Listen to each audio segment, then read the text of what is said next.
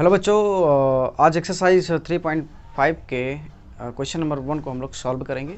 तो चलिए, प्रश्नावली 3.5 जिसमें लिखा है निम्नलिखित में से कौन से कथन सत्य हैं और कौन से कथन असत्य हैं, उनकी टिक लगाना है।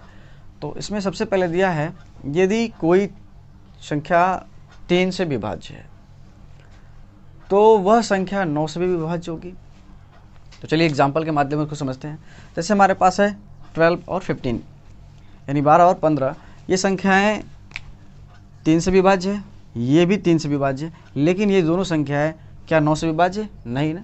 तो ये संख्या क्या होगी, ये क्या होगा, आपका कथन असत्य होगा।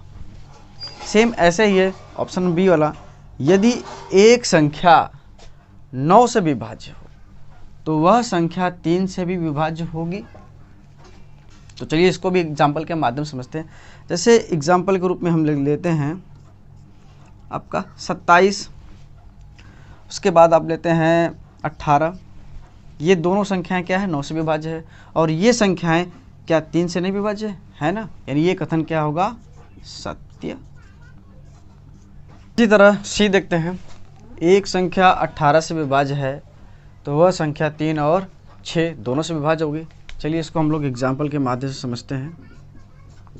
हमारे पास है 36 जो कि 18 से विभाज्य है। अब इसको हम चेक करेंगे 3 और 6 से दोनों विभाज्य है, तो यानी क्या होगा, 3 से भी विभाज्य है और 6 से भी विभाज्य, यानी ये कथन क्या होगा, सत्य होगा। नेक्स्ट है डी, यदि एक संख्या 9 और 10 दोनों से विभाज्य है तो वह 90 से भी विभाज्य होगी। तो इसको भी हम एग्जाम्पल के माध्यम से देखते हैं। हमारे पास है 180 और ये 9 और 10 दोनों से विभाज्य है, तो क्या ये संख्याएं 90 से विभाज्य नहीं है, बिल्कुल विभाज्य है, यानी ये कथन भी क्या होगा, सत्य। ऑप्शन ई देखते हैं, यदि दो संख्याएं सह अभाज्य हैं तो इनमें से कम एक अवश्य ही क्या होगी, अभाज्य संख्या होगी।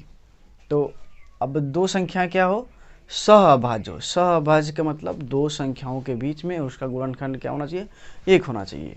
तो मैंने ये संख्या 8 लिया और 15 लिया है और इनका गुणनखंड भी कर दिया है, और इन सभी में गुणनखंड क्या मैच कर रहा है, केवल 1 मैच कर रहा है। तो ये संख्याएं दोनों क्या है, सह अभाज्य होगी। और इसमें कह रहा है कि ये जो अभाज्य संख्याएं हैं इनमें से कम क्या एक संख्या क्या होनी चाहिए, अभाज्य होना चाहिए। अभाज्य जो कि इनमें क्या होगा, ये दोनों संख्याएं क्या हैं, भाज्य संख्याएं, यानी ये कथन क्या होगा, आपका असत्य है।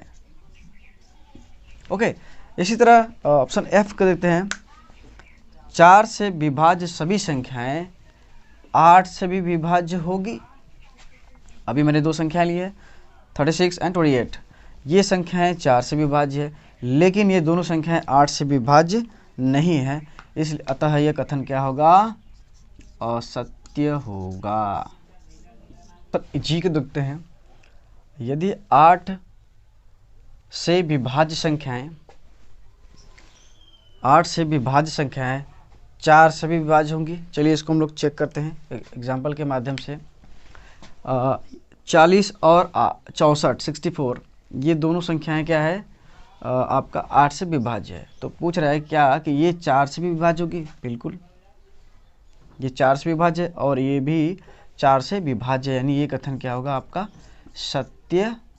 नेक्स्ट है एच, यदि कोई संख्या दो संख्याओं को अलग अलग विभाजित करती है तो वह उस संख्या के योग को भी विभाजित करेगी। जैसे एग्जाम्पल के माध्यम से देखते हैं हम लोग, 5, 20 और 30 दोनों को विभाजित करती है, बिल्कुल श्योर है करती है।